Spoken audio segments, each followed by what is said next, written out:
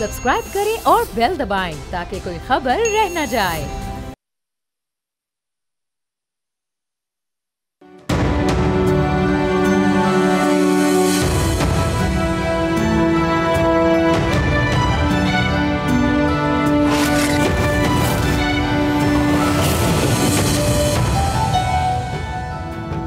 पूरी कौम को कायद-ए-आज़म का यौम विलादत और मसीही बिरादरी को क्रिसमस मुबारक हो।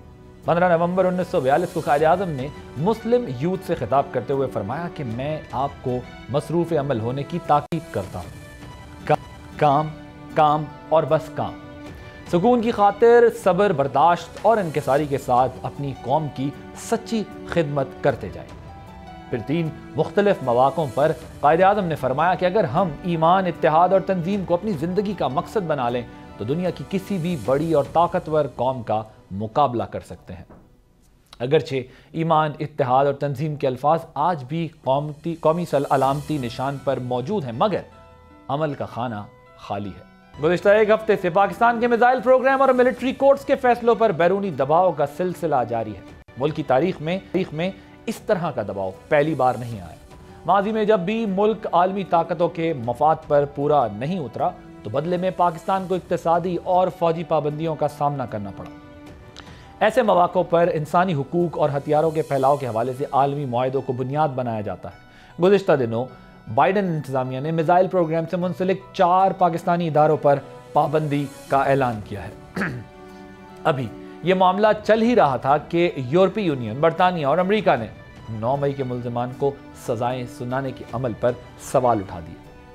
हालांकि गुज़िश्ता 10 सालों में दर्जनों शहरियों को फौजी अदालतों से सजाएं सुनाई गई और उन पर अमल दरामद भी हुआ। सवाल उठता है कि फिर एतराज़ क्यों? क्या इसका ताल्लुक पाकिस्तान की अंदरूनी सियासी सूरत हाल से है? दूसरी तरफ PTI और हुकूमती इत्तेहाद के दरमियान मुज़ाकरात भी जारी हैं, मगर साबिक सदर आरिफ अलवी ने 1.5 माह में इमरान खान की रिहाई की पेशगोई कर दी है। क्या PTI की उम्मीदों की वजह बैरूनी दबाव है? इसी पर बात करने के लिए आती है हमारे साथ मौजूद हैं शैला रज़ा साहबा, member national assembly Pakistan Peoples Party की, उमैर नियाज़ी साहब, member national assembly Pakistan Tehreek-e-Insaf के, हसन अयूब साहब सहाफ़ी और तज्ज़ियाकार हैं, हमारे दोस्त स्टूडियो में हमारे साथ मौजूद हैं।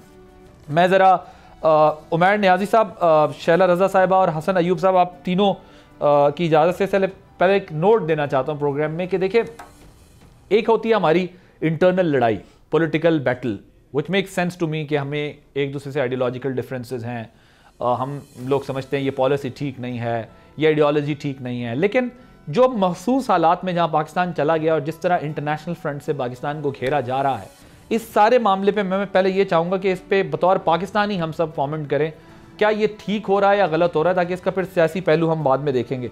शैला साहब, आई स्टार्ट विद यू। मुझे बताइएगा कि क्या ये जो मिसाइल प्रोग्राम पर पाबंदियाँ और फौजी अदालतों पर दबाव का मामला है, आपके ख्याल में ये पाकिस्तान की इंटरनल पॉलिटिक्स में इन्वॉल्वमेंट है वेस्टर्न फोर्सेस की? जी बिल्कुल, मैं ये समझती हूँ। ठीक, आप समझती हैं कि ये डिस्पाइट के मिलिट्री कोर्ट्स पर पीपल्स पार्टी की भी एक पोजीशन रही है माजी में, लेकिन आज जो बाहर से दबाव आ रहा है उसका मकसद यहाँ पर आइन और कानून की बालादस्ती नहीं, लेकिन पाकिस्तान को दबाव में लेना है। और क्यों लेना है आपके ख्याल में दबाव में?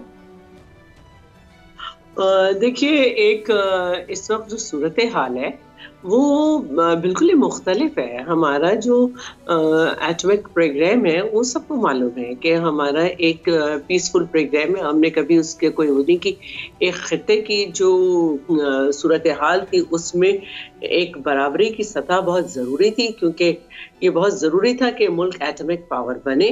और उसके हिसाब से दूसरी तरफ जो मिलिट्री कोर्ट्स की सजाएं हैं उसमें पीपल्स पार्टी का अपना एक मौक़िफ़ है, लेकिन 2018 की जो गवर्नमेंट बनी उसमें तो बाकायदा लोगों को उस पर सजाएं हुई हैं, जबकि उस वक्त कोई ऐसी बात नहीं हुई थी कि मुल्क में जो हमारी फौजी तंसीबात हैं उन पर हमला किया जाए।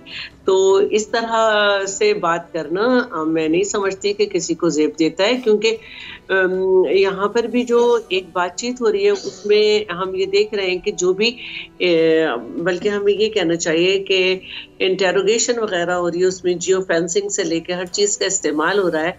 तो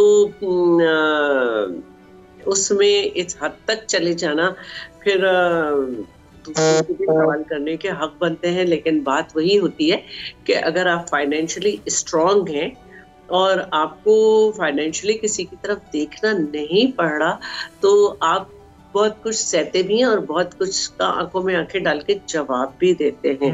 तो मैं ये सोचती हूँ कि हम पहले ही इंटरनल एक हमारे यहाँ जो टेररिज्म है, जो प्रॉक्सी भी कहा जाता है, जो दूसरों की लड़ाई हम लड़ रहे हैं, हमें उससे भी निपटना है। तो ऐसे में आपके ख्याल में हमारी इकोनॉमिक कंडीशन को जो है वो देखते हुए वेस्टर्न फोर्सेस पाकिस्तान पे दबाव डाल रही हैं और बेसिकली हमारे न्यूक्स जो है वो निशाना है और जो पाकिस्तान के अपना सेल्फ डिफेंस के लिए एक पाकिस्तान ने बनाया। हसन, आपके ख्याल में क्या मिसाइल प्रोग्राम और ये फ़ौजी अदालतों पर पाबंदी वाला मामला ये बड़ा आइन और कानून की बालादस्ती के लिए बैनुल अक़वामी फोर्सेस की तरफ से दबाया है, ये वाकई इसका कोई सियासी लिंक जुड़ता है?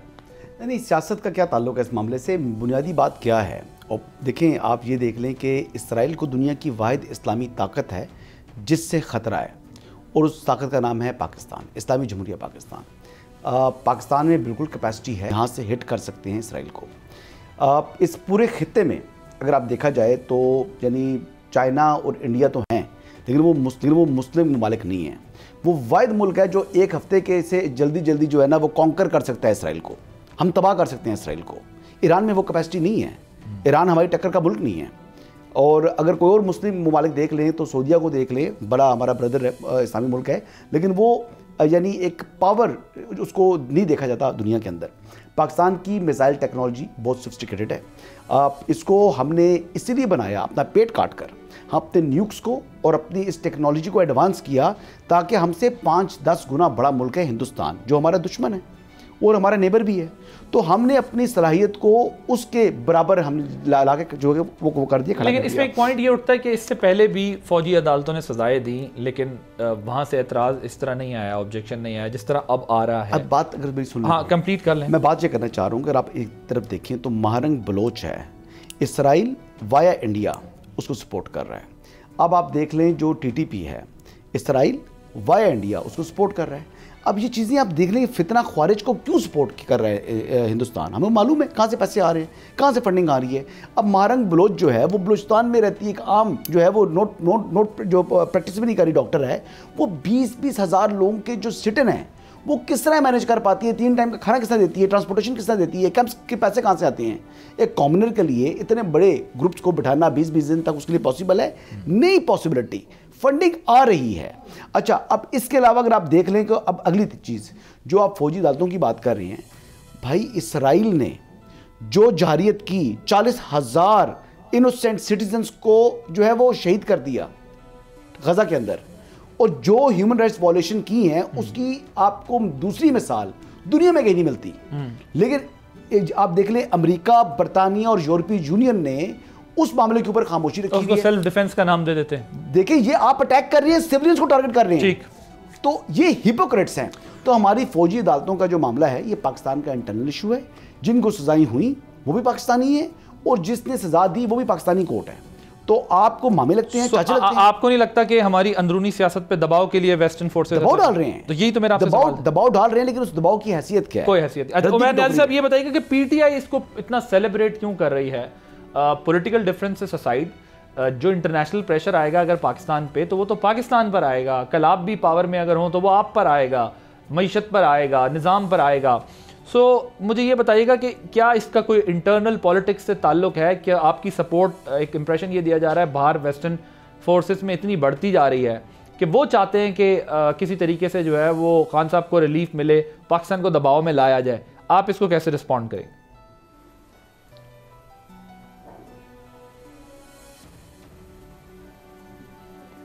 और बिस्मिल्लाहिर्रहमानिर्रहीम। आदिल भाई, बुनियादी तौर पे देखें, खान साहब को तो रिलीफ अल्टीमेटली मिलना ही मिलना है। आज कोई हम जो है ना, अगर आज से साल पहले बात कर रहे होते सिचुएशन डिफरेंट होती। खान साहब 500 से ज़्यादा दिन की जेल काट चुके हैं और उस जेल में उन्होंने मुतअद्दिद ट्रायल फेस किए हैं और ट्रायल फेस करने के बाद सज़ाएँ हुई, आपके सामने हुई, और आपने देखा कि केसेस में सज़ाएँ सस्पेंड भी हुई, सज़ाएँ सेट असाइड भी हुई।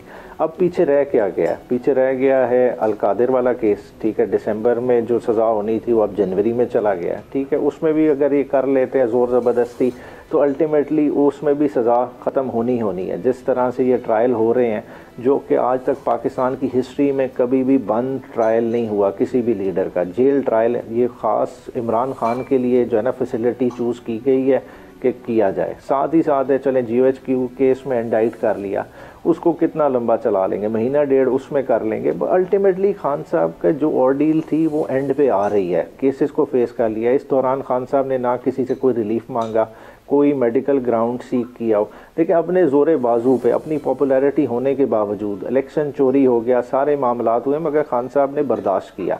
अब स्टेज पे इस तरह मामलात आ गए हैं कि अल्टीमेटली इस चीज़ ने खान साहब की फेवर में डिसाइड हो रहा है, जिस वजह से अब ये गवर्नमेंट साइड जो है ना पैनिक कर गई है। गवर्नमेंट साइड को नज़र आ रहा है कि खान साहब आज नहीं तो महीना 2 महीने इस टाइम पीरियड में खान साहब ने बाहर आना ही आना है। और उस चीज़ को अब वो एक लिंकेज बनाने की कोशिश की जा रही है कि शायद कोई वेस्ट का प्रेशर। देखें वेस्ट की एक अपनी पॉलिटिक्स है, अगर US का देखा जाए उनकी अलाइनमेंट डिफरेंट है। जिस तरह से अभी हसन अयूब साहब बात कर रहे थे, देखें उनके लिए इसराइल बहुत ज़्यादा इंपॉर्टेंट है। इसराइल को प्रोटेक्ट करने के लिए वो किसी हद तक भी जाएंगे, उसको फंडिंग हो, सारे मामलात हो, वो उस तरह से चल रही है चीज़। देखें पाकिस्तान पे जहाँ तक सैंक्शंस की बात है उसके हर पाकिस्तानी ख़िलाफ़ है, और being Pakistani, being PTI supporter follower, हम भी उसके ख़िलाफ़ है। पाकिस्तान पे इस तरह की सैंक्शन ये एक तो वैसे ही बेमानी है। देखें एक नॉन इकोनॉमिक सैंक्शंस है, मगर ना वो हमारे लेकिन देखिए उमैर न्याज़ी साहब, आपके दौर में फौजी अदालतों में सिविलियंस का ट्राई हुआ, उन्हें किसने दिया? फौजी अदालतों में सिविलियंस को ट्राई किया गया आपके दौर में, लेकिन और उस पर अमल दरामद भी हुआ, लेकिन उस वक्त अमेरिका और यूरोपीय यूनियन ने इस तरह चीखों पुकार ह्यू एंड क्राई नहीं किया। आपके दौर में ऐसा हुआ, लेकिन आज जब दूसरी तरफ ये मामला गया है और आपकी रिलीफ नज़र आ रही है, तो आप देख रहे हैं कि बहुत, if you allow me to ask this question, फिर मैं आप बिल्कुल टाइम दूंगा मैं आपको। सो आपके दौर में उस तरह नहीं हुआ, अब ज़्यादा हो रहा है, बल्कि बहुत ज़्यादा हो रहा है। फिर वो मुशाहिद साहब भी एक टर्म यूज़ कर रहे हैं ना, 3 आइज़ बड़े इंपॉर्टेंट हैं अमेरिका के लिए, इजराइल, इंडिया और इमरान। सो ये क्या साइंस है, ज़रा इस पर भी रोशनी डाल दीजिएगा। और क्या आपके ख्याल में इंटरनेशनल प्रेशर की वजह से ये हुकूमत आपसे डायलॉग पे तैयार हुई है? ये 3 सवाल मैंने आपके सामने रखे, ज़रा क्विकली इस पर रिस्पॉन्ड कीजिएगा, फिर मैं शैला साहबा की तरफ जाऊँ।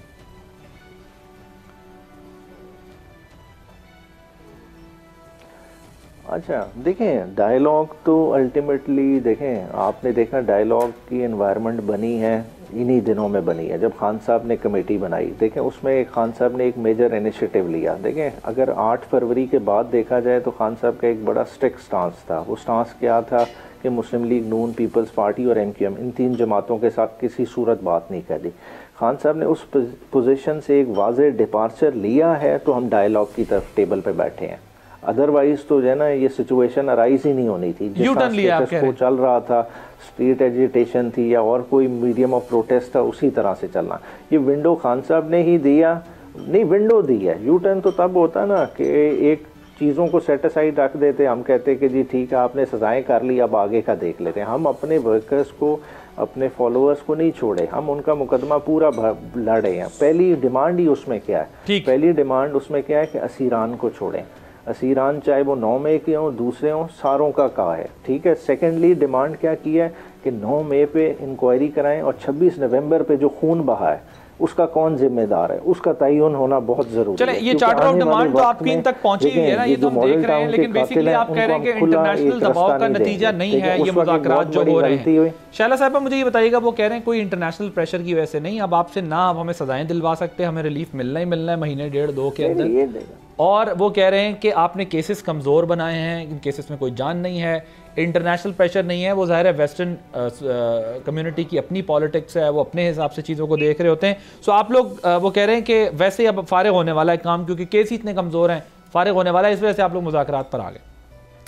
अच्छा देखिए, पहली बात तो ये है कि ये बात किसी से ढकी छुपी नहीं है कि काफ़ी अरसे से ये कोशिशें हो रही हैं पाकिस्तान पे दबाव डाला जाए को कर लेने का। और खुद इनके PTI के दौर में अस्मा हदीद इनकी एक हुक्म थी, उन्होंने खड़े होकर इस पर बाकायदा बात की थी और कहा था कि हमें तस्लीम कर लेना चाहिए।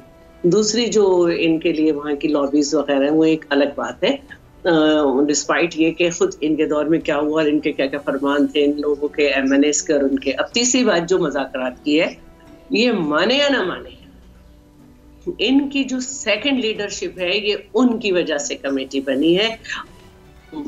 ये जो एडवाइजरी कमेटी थी, पार्लिमानी एडवाइजरी कमेटी, उसका सेशन बिफोर द असेंबली होता है 1 घंटा पहले, और उसमें इनके सारे लोग जो थे वो चाह रहे थे कि बातचीत हो, और उनको फिर ये कहा भी गया था स्पीकर साहब की तरफ से कि देखिए हम जो है किसी इंतकाम का शिकार नहीं है, हम भी ये चाहते हैं कि बातचीत हो। और आखिरी वक्त तक बात हो रही थी, जेड बुला के जो है वो बैरिस्टर सैफ को बुलाया गया, जेड भेज के, और बैरिस्टर गौहर के पूरे चक्कर थे अडियाला के, और क्योंकि इन्होंने मांगी भी नहीं थी परमिशन और हाई कोर्ट की भी पाबंदी थी, फिर भी इनको संजानी ऑफर किया गया था।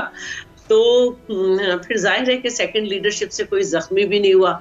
किसी ने आज तक अपने हल्के के हिसाब से लोगों जख्मियों की और शहीदों की, जो कि इनका दावा है, उसकी नाम भी नहीं दिए, जगह भी नहीं बताई जनाजे उठने की। इतना इनका टिकटॉक, इतना इनका सोशल मीडिया स्ट्रांग है, लेकिन जनाजे उठते नहीं दिखाए किसी के, और ना ही जख्मी दिखाए कि ये यहाँ का है वहाँ का है। यहाँ के इनका मीडिया ठंडा पड़ गया। तो इनके जो सेकंड लीडरशिप है वो जो है बिल्कुल चाहती है कि मुज़ाकरात हो। वो चाहते हैं कि स्मूथ पार्लियामेंट चले। आपने उसमें देखा भी होगा उनका पार्लियामेंट में बिहेवियर चेंज हुआ है। और रही बात, आप देखिएगा हुकूमत शुरू से संजीदा है। जब हुकूमत नहीं थी, ऑपोजिशन में थी, जब भी इनसे जब मुज़ाकरात की बात होती थी तो ये एनआरओ कहते थे कि एनआरओ मांग रहे हैं, अबू बचाओ कर वो तो रहे हैं। कह रहे हैं ना कि हमने डिपार्ट किया है इस पॉलिसी से अपनी, वो कह रहे हैं अब हमने डिपार्ट किया है, अब हम बात कर रहे हैं, अब इनके पास एक बहुत इंपॉर्टेंट पॉइंट ऐड कर दूं, इनके यहाँ से कोई मिलने नहीं जाता था, ना यास्मीन राशिद से, ना किसी से, उन सब ने किया। अब जबकि एक तरीका आ रहा है और सबसे पहले कुछ अफगानीज को सजाएं आई हुई, फिर अभी बड़े आम से लोग थे, हालांकि लोग तो समझ रहे थे कि बहुत बड़े बड़े नाम आए थे कुछ लोगों के, तो कुछ एक आध खातून का तो शायद कोई लाइव चल रहा था कि हाँ हमला करने जा रहे हैं, लेकिन वो छोड़ दिए गए। तो अब इन्हें समझ नहीं आ रहा है कि जियो फेंसिंग हुई है, तो अब इन्होंने तमाम लोगों के नाम भी लेने शुरू कर दिए, और मुज़ाकरात की भी बात हो गई। पहले इन्होंने ओके तो आप कह रही है कि इनके खिलाफ केस बड़ा स्ट्रांग है, इन्वेस्टिगेशन बड़ी स्ट्रांग हो रही है, जिसकी वजह से ये मुज़ाकरात पर आ गए, क्योंकि इनको पता है कि अब सबूत आ जाएंगे सामने। हसन अय्यूब साहब, ये टाइम बाय कर रहे हैं, ये एक टाइम बाय कर रहे हैं, इसके पीछे इनकी कोई सीरियसनेस नहीं है। तो टाइम बाय करके क्या करेंगे? इनकी सेकंड लीडरशिप चाहती है, उनके दबाव पे हुआ है। नहीं, टाइम क्यों बाय कर रहे हैं, मतलब क्या चाहते हैं टाइम बाय करके? इनका ख्याल है कि ये कहीं कंसीडर हो रहे हैं इंटरनेशनली, तो फिर जो है एब्सोल्युटली नॉट नहीं कहेंगे, ना मदाखलत कहेंगे और ना ही कुछ और 20 जनवरी की बात कर रही हैं आप, डोनाल्ड ट्रंप की ओथ की? हाँ, कुछ ख्याल है इनका। Okay, right. Let me take a break here, will join you after this short break.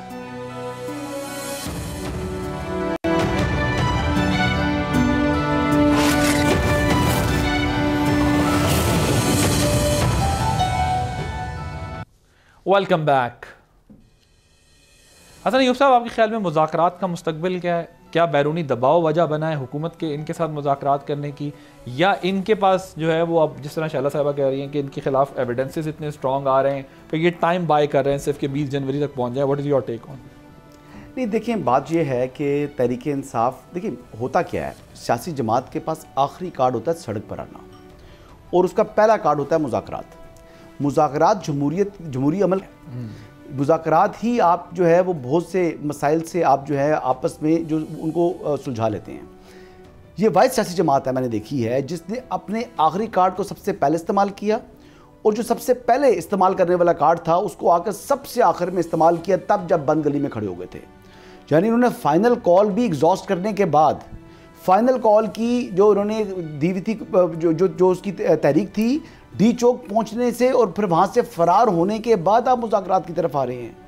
देखिए ये कोई सियासी जो इनका तर्ज था वो कोई मुनासिब नहीं था।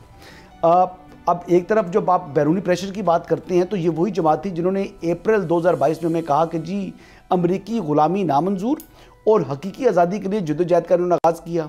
अब उस पर इनको जरूर तो वैसे उनको हकीकी आज़ादी मिल गई ना, अमेरिका अब उनको मान गया, तस्लीम कर गया, उनकी सपोर्ट कर रहा है, उनको हकीकी आज़ादी मिल गई जहाँ से वो फंसे थे। चलें, इसका जवाब तो फिर उमैर नियाज़ी साहब ही देंगे जी कि अमेरिका, ये तो बैरूनी मुदाखलत को कहते थे कि एब्सोल्युटली नॉट, एब्सोल्युटली नॉट, क्या हमको गुलाम है, आप जो कहें वो हम कर लें, एब्सोल्युटली नॉट। तो आज उमैर नियाज़ी साहब से मैं सुनना चाहूंगा ना, कहें ना एब्सोल्युटली नॉट। तो आप ये पाकिस्तान के अमल में चाहे इमरान खान की, आप उन्हें ये तो दाद देना कि वो अमेरिकन ने अगर उनके खिलाफ उनको लगता है साजिश की थी, उन्होंने अमेरिकन से हकीकी आज़ादी ले ली, अब वो उनको बाकायदा आज़ादी, free Imran Khan, free Imran Khan, Richard Grenell बार बार कह रहे हैं फ्री इमरान खान, तो आज़ादी तो मिल गई ना। नहीं, असल में तो इनको खुद मालूम है। आप देखें शफकत महमूद साहब या दीगर बहुत से लोगों ने ये बात ऑन रिकॉर्ड कही है कि हमारी हुकूमत अपने वजन से करी है। इनकी पीटीआई को भी मालूम है, इमरान खान साहब को भी इल्म है कि उस टाइम इनके लोग छोड़ चुके थे। वैसे इंटरेस्टिंग पॉइंट आपने रेज़ किया है। बंद गली में खड़े थे जी, इनके पास ऑप्शन था कोई नहीं। हुकूमत तो पहले दिन से कह रही थी कि मुज़ाकरात के लिए आए, ये फिर हर कुछ इसके बाद एहतजाज की कॉल देते थे, तो वो कहते थे चलो आप ये अपनी एहतजाज की कॉल को एग्जॉस्ट कर लें, फिर हम मुज़ाकरात करेंगे। अब क्या हुआ? अब यही हुआ कि आखिरी फाइनल कॉल भी फेल होगी, और ठीक है अब इनके पास रास्ता कोई नहीं था। हुकूमत क्यों मुज़ाकरात पे तैयार? हुकूमत तो पहले दिन से चाह रही है, हुकूमत को तो फायदा है ना, ये तो हुकूमत को तस्लीम नहीं करते थे। तो जब आप मुज़ाकरात की मेज पर आए तो आपने हुकूमत को तस्लीम कर लिया कि हुकूमत है। फेयर इनफ, ठीक। सो आपके ख्याल में बैरूनी दबाव इसमें कोई बड़ा एलिमेंट इस वक्त पाकिस्तान? मैं कह रहा हूँ अगर दबाव तो डालने की कोशिश की जा रही है, लेकिन हमारे मुल्क ने उसको रद्दी की टोकरी फेंक दी और इमरान खान साहब की कई बात मान ली है। तो हसन, अगर ये GSP प्लस स्टेटस और ये जो प्रेशर्स आ रहे हैं, आपको लगता है कि ये सिर्फ लिप सर्विस है या फिर संजीदा तौर पर इस पर एक्शन हो सकता है? हम इसके लिए तैयार हैं। सानिया APS के बाद भी पाकिस्तान ने फिर उनको सजाएं दी थी, फिर हमने अपने GSP प्लस स्टेटस का ख्याल नहीं रखा था। तो बात यह है कि जहाँ पर पाकिस्तान की सलामती, कौमी सलामती आएगी तो परवाह वहाँ पर कोई परवाह। अच्छा, मुझे आप towards I am not towards the end, but अभी इस सेगमेंट का ब्रेक लेनी है, मुझे ज़रा ये बताइएगा कि आरिफ अलवी साहब जो 1.5 महीने का कह रहे हैं, वो जिस तरह शहरा साहबा कह रही है 20 जनवरी उन्हें लगता है कि ट्रंप की जो ओथ टेकिंग सेरेमनी है वो गुजर जाएगी, फिर आपको क्या लगता है? मुझे शॉक लगेगा अगर इमरान खान साहब 2025 में भी रिहा हो जाते हैं तो। अच्छा, you will be shock to see this. जी शहरा साहबा, you wanted to add a point, फिर मैंने नियाज़ी साहब के बारे में ये अपने आप को उधर रिलेट कर रहे हैं प्रेशर देने के लिए, तो उधर से प्रेशर आ भी तो रहा है। Free Imran Khan, Richard Grenell, उनके मुआविन खुसूसी जो है वो एलची बार बार कहे जा रहे हैं, वो तो अब इंटरव्यूज दे रहे हैं। देखिए, मैंने आपसे कहा कि इनकी भी एक अस्मा हदीद थी जिन्होंने इसराइल को तस्लीम करने की बात की थी। इनके कायद ने कहा था कि ट्रंप सॉलिसी करेंगे कश्मीर में, फिर कश्मीर को सौदा कर दिया। तो इस तरह वहां पे भी कुछ होते हैं, तो वो अगर कर रहे हैं तो करने दें। अच्छा ठीक है जी, नियाज़ी साहब, ये आपकी अपोजिशन का ये ख्याल है और हसन अयूब साहब का भी ये ख्याल है कि आप कुछ भी प्रेशर आ जाए कोई रिलीफ नहीं मिलने वाला। 25 में भी खान साहब अंदर ही हैं और केसेस तो बड़े स्ट्रॉन्ग इन्वेस्टिगेशन हो रही है, जो 9 मई वाला मामला है उसकी भी।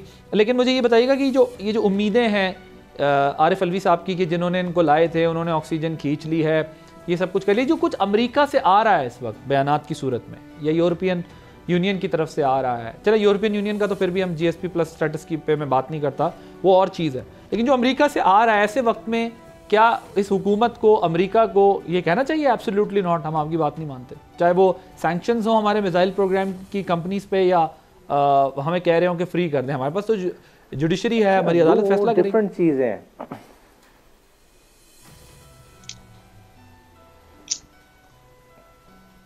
अच्छा, दो डिफरेंट चीज़ें हैं। देखिए, बुनियादी तौर पे अगर जो EU की तरफ से अगर बात आई है, अगर US का स्टेट डिपार्टमेंट मिलिट्री सज़ाओं पे बोल रहा है, देखिए वो बोल रहे हैं, देखिए इन सज़ाओं के पर्सपेक्टिव में कि आपने जो सिविल कॉवेनेंट साइन की है सिविल राइट्स पे और पॉलिटिकल राइट्स पे, वो कहती है फेयर ओपन ट्रायल होना चाहिए चीज़ों का।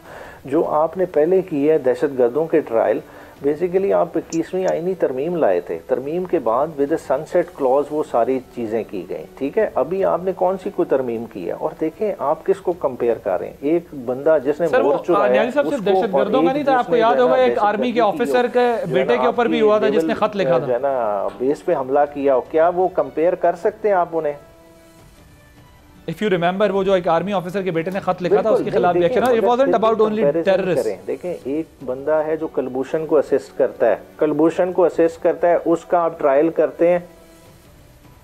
देखें, टेररिज्म ओवरऑल डिफरेंट फॉर्म्स में ऑपरेट करता है, मगर जो बेसिकली अगर आप करें कि प्रोटेस्टर्स को आप टेररिस्ट प्रेजेंट करके जितना मर्जी आपको गुस्सा हो, उसको आप किसी तरह से भी इक्वेट नहीं करेंगे, आप जस्टिफाई करने की कोशिश करेंगे, मगर आपको हजीमत का सामना होगा। आपको वो जुमले याद है ना जो एपेक्स कमेटी में बात हुई थी कि इनकलाब में और बगावत में थोड़ा सा ही फर्क होता है। मोहसिन न्याजी साहब, इनकलाब में और बगावत में थोड़ा सा ही फर्क होता है। जब वो नाकाम हो जाती है तो वो बगावत कहलाती है, कामयाब हो जाती है तो वो इनकलाब होता है। इनकलाब बगावत हम बड़ी दूर की बात कर रहे हैं। देखें हम जो बात कर रहे हैं ना, आज भी हम उसी पे खड़े हैं। देखें एब्सोल्युटली नॉट की बात की। देखें आज भी अगर मुदाखलत होगी उसके हम फिर भी उसमें एब्सोल्युटली नॉट ही कहेंगे। हम आज भी अमेरिका को बेसें देने के हामी नहीं हैं। आज भी हम कहेंगे कि हमारी एयर स्पेस वायलेट ना हो। हम आज भी कहेंगे हमारे मुल्क में ड्रोन हमले ना हो। ठीक है, इन चीज़ों पे हम खड़े हैं, मगर बात ये है इनके पैर नहीं है हुकूमत के। हुकूमत किसी भी चीज़ के लिए लेकिन रिचर्ड ग्रेनेल जो है वो किसी तरह की भी कुर्बानी लेकिन न्याजी साहब, रिचर्ड ग्रेनेल जो है आपकी अदालतें आपकी इस मुल्क की अदालतें अच्छी होंगी, बुरी होंगी, कमजोर होंगी, ताकतवर होंगी। रिचर्ड ग्रेनेल हमें कैसे कह सकता है कि फ्री इमरान खान? वो कैसे हमें कह सकता है आप आजाद कर देंगे? उसके कहने पे हम जंगला कैसे खोल सकते हैं? शायद शकील आफरीदी को छोड़ दिया क्या? जी न्याजी साहब, अभी आपने उसका रिसेंट इंटरव्यू सुना है अमरीकी चैनल को जो उसने दिया है? हाँ, देखें उस इंटरव्यू वो पर्सपेक्टिव है आपके मिलिट्री ट्रायल के कॉन्टेक्स्ट में वो बात कर रहा है। ठीक है, जाके आप मिलिट्री ट्रायल को कभी नॉर्मल ट्रायल से इक्वेट कर सकते हैं? अगर आप बता दें 25 बंदे सजा हुए हैं, आपने किसी का जजमेंट देखी है? आपको इतला किधर से मिली है? आपको इतला मिली है ISPR की प्रेस रिलीज से। क्या ये स्टैंडर्ड ऑफ यार्डस्टिक है जस्टिस का? आप किस तरह से जस्टिफाई कर सकते हैं? वो 25 बंदों को 10-10 साल, 9-9 साल, 7-7 साल किस सर? मगर उसमें न्याय साहब ISPR नहीं बताएगा ना, फोरम ISPR ही है जो बताएगा कि क्या हुआ है मिलिट्री कोर्ट्स के मामले में, और दूसरा वो हाई कोर्ट में और फिर सुप्रीम कोर्ट में चैलेंज होंगी तो पता चल जाएगा कि उसमें एविडेंसेस हैं कि नहीं। बात है आप सजाएं दे रहे हैं, आप कह रहे हैं कि एक अदालत सजा दे रही है। भाई बात है कि इल्जाम लगाने वाला भी वही, सजा देने वाला भी वही, बताने वाला भी वही, तो फिर ये अदालत तो सर यही फौजी ट्रायल में तो जब मिलिट्री कोर्ट्स में ट्रायल हो रहा था, ये आपके दौर में भी तो हो रहा था ना। हो जाए पहले चीज को देखें तो सही देखें। मैं एक बात करना चाह रहा हूँ जी। पहली बात तो ये है न्याजी साहब माशाल्लाह तो बात है, देखें उनको नहीं आप कंपेयर कर सकते। टेररिस्ट और प्रोटेस्टर्स में बड़ा फर्क है सर, बट उसके टेररिस्ट के भी तो राइट्स हैं, उसका भी तो उसका राइट तो अपनी जगह एग्जिस्ट करता है। मैं आपको पसंद एहतराम हफीजुल्लाह न्याजी साहब जिनके साहबजादे जो है वो मिलिट्री कस्टडी के अंदर हैं, उन्होंने सुप्रीम कोर्ट में खड़े होकर कहा कि सजा देनी है सजा दें और चाहे रिहा करना रिहा करें। जो भी मामला है लेट मिलिट्री कोर्ट्स डिसाइड। देखें अब इनके इमरान खान साहब के सगे भांजे से मुतल्लिक उनके वालिद साहब ने सुप्रीम कोर्ट ऑफ पाकिस्तान में खड़े होकर कहा, जिस वजह से ये स्टे विकेट किया सुप्रीम कोर्ट ने, उन्होंने कहा जी सजा होगी, सेंटेंस सर्व कर लेंगे जेल में, हमें आप इससे जान छुड़ाएं। पर एक बात ठीक भी थी ना, बेसिकली ये कंसेंट भी थी कि फैसला होना चाहिए ना, ये तो नहीं हो सकता साल-साल पड़ा रहे काम। तो ये कंसेंट था जो इफेक्टेड फैमिलीज थी जो मिलिट्री कस्टडी के अंदर थे, उनके कंसेंट से ये मैटर गया। अब दोबारा सुप्रीम कोर्ट ने उस पर स्टे उठा लिया और उन्होंने कह दिया मिलिट्री कोर्ट डिसाइड करते हैं और जो फाइनलिटी फैसला करेगी सुप्रीम कोर्ट, उसके बाद उसके नहीं सुप्रीम कोर्ट में जो केस चल रहा है वो उसका जो हतमी फैसला होगा उसका इतलाक इन पर भी होगा। उससे तो लिहाजा इसके मुस्तकबिल का जी तो लिहाजा जो मेरे मोहतरम उमैर न्याजी साहब की बात कर रहे हैं, इनकी बात अगर एक साइड की सुने तो बात बड़ी अपीलिंग है, लेकिन जो एक्चुअल ग्राउंड रियलिटी है जिस वजह से चीजें बढ़ रही हैं आगे, वो भी तो थोड़ा सा इनको मद्देनजर सुप्रीम कोर्ट में होने वाले प्रोसेस की आप बात करें। जी शाला साहब, देखिए प्रोटेस्टर और टेररिस्ट में फर्क होता है। हमसे ज़्यादा जो प्रोटेस्ट की तारीख है पाकिस्तान में, पाकिस्तान पीपल्स पार्टी की, वो किसी की भी नहीं। और इन सबको ये भी मालूम है कि किस तरह से कोड़े मारे जाते थे। जी भुट्टो का है 3 कोड़े और जनरल जिया को कुछ कहा है 6 कोड़े। तो उसके बावजूद भी कभी जो हमारी आर्मी तंसीबात हैं उन पे हमला नहीं किया। यहाँ तक कि जब हम ज़ाहिर स्टूडेंट थे, नारे लगाते थे जर्नल्स के और मुख्तलिफ के ख़िलाफ़। तो जब बीबी साहिबा ने हम एक दफ़ा इंटरव्यू दिया, अपने लोगों की तरबियत ऐसे की जाती है कि उन्होंने कहा कि हमारी फ़ौज से लड़ाई थी और हमारी उन जर्नल्स से लड़ाई है जो रात में कब्जे करते हैं। इनका काम नहीं है सियासत करना, इनका ये ट्रेंड है सिक्योरिटी के लिए। और हमें पूरी अपनी फौज से शिकायत नहीं है। उस दिन के बाद से हमारे प्लेटफॉर्म से ये नारा नहीं लगा था। आप पीछे ही नहीं हटते, आप जो हैं वो किसी तरह पॉलिटिकल सिस्टम जो है उसको मजबूत नहीं होने देते। आपके बिल्स भी ऐसे पास होते थे कि फोन करना पड़ता था, आपकी हुकूमत भी ऐसे बनी थी। और अब जो सूरत हाल है उसमें भी आप पॉलिटिकल सिस्टम स्ट्रॉन्ग करने के बजाय आप एस्टेब्लिश को दावत देते हैं और बाहर आपकी लॉबिंग जो है वो ये कर रही है। तो बड़ी मुसीबत यह है कि जब इस तरह के पौधे लगाए जाते हैं तो वो फल नहीं देते, वो कांटे ही देंगे। जब हमने बात की थी मिलिट्री कोर्ट्स पे, तो शायद मैं अगर गलत नहीं हूँ मुझे करेक्ट करेंगे, उस वक्त भी हमने ये कहा था कि सिविलियन के जब कोर्ट्स में ट्रायल हो तो हाई कोर्ट का एक जज बैठे और उसको फिर सुप्रीम कोर्ट से अपील का राइट हो। और तो ये इन पे हमारा मजाक उड़ाया जाता था। और खुद इमरान साहब के कितने बयानात हैं फौजी अदालतों के हक में। तो अब ये प्रोटेस्ट जो है वो आम जलाओ घेराव से कि मैंने टायर जला दिया, उसकी भी सजा होती है, बस जला दी उसकी भी सजा होती है। लेकिन जब आप अपनी इंस्टॉलेशन की तरफ चले जाएं तो ये टेररिज्म में आ जाता है। नियाजी साहब, कंक्लूडिंग रिमार्क्स। वो कहते हैं आप टायर जलाएं, बस जलाएं और चीज़ है, लेकिन अगर आप कहेंगे कि हम जो है वो इंस्टॉलेशंस पर मिलिट्री अटैक करेंगे और हमें टेररिस्ट ना समझा जाए तो ये एक्सेप्टेबल नहीं।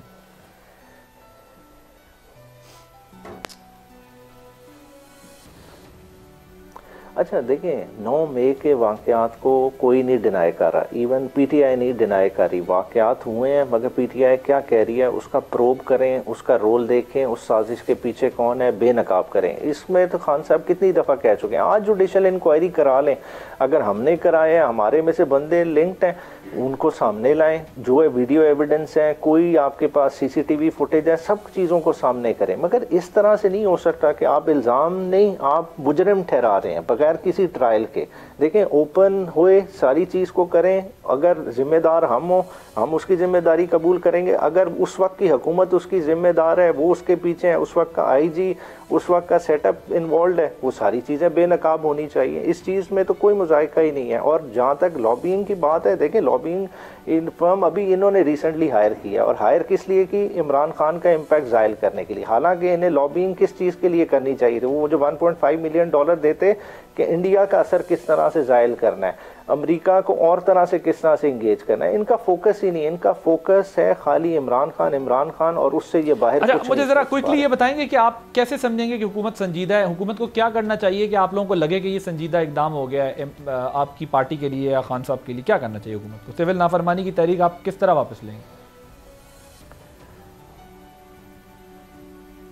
यार बुनियादी तौर पे देखें, जो खान साहब से अभी कल गौहर साहब की मुलाकात हुई थी, उन्होंने कहा था टाइम बाउंड एक्टिविटी होनी चाहिए। बुनियादी तौर पे लाजमी नहीं होते मुलाकात 100% सक्सेसफुल हो, मुज़ाकरात मुकम्मल फेल भी हो सकते हैं, मगर एक टाइमलाइन सेट होनी चाहिए और तमाम ब्रॉडर इशूज पे बात होनी चाहिए। देखें, ये इन मुज़ाकरात की सबसे बड़ी खूबसूरती है, पार्लियामान में बातचीत हो रही है ना न्याज़ी साहब, फायदा उठाएं, ब्रॉडर इशूज पे तो बात हो रही है। आप ये कह रहे हैं टाइम बाउंड होना चाहिए, हाँ आप कह रहे हैं टाइम बाउंड होना चाहिए, ब्रॉडर इशूज़ पे तो बात हो रही है ना, वो भी आपसे बात करने को तैयार हैं, आप भी तैयार हैं। क्या मुस्तकबिल है आपके नज़दीक? लास्ट 1 मिनट, क्या आपको लगता है कि इस मुज़ाकरात का निकलने जा रहा है फ्यूचर के? देखिए, जब तक ट्यूर्स नहीं बनेंगे उस वक्त तक इन मुज़ाकरात की सिमत का तायुन नहीं हो सकता। तो मैं इसके एंड बहुत सिंपल है, न्याज़ी साहब कह रहे हैं आप जी, ट्यूर्स इन्होंने डिसाइड करने हैं।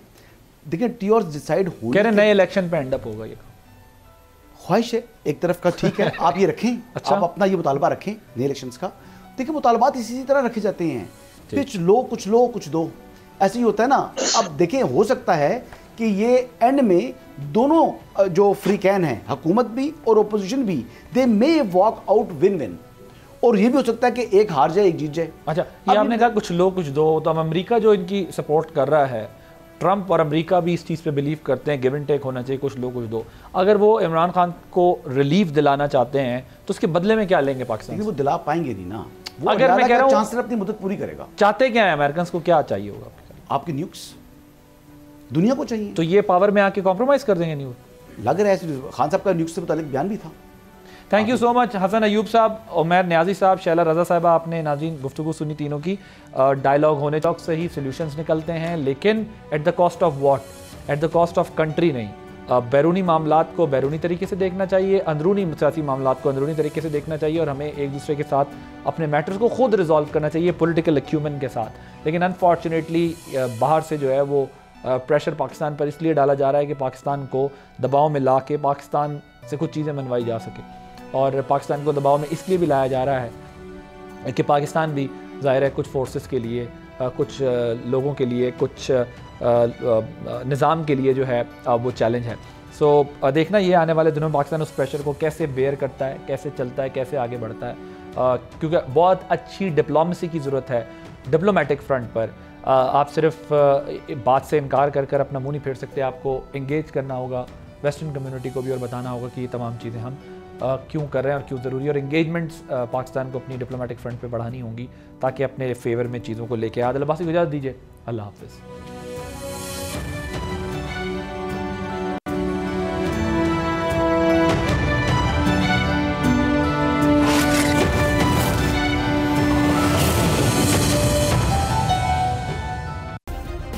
सब्सक्राइब करें और बेल दबाएं ताकि कोई खबर रह न जाए।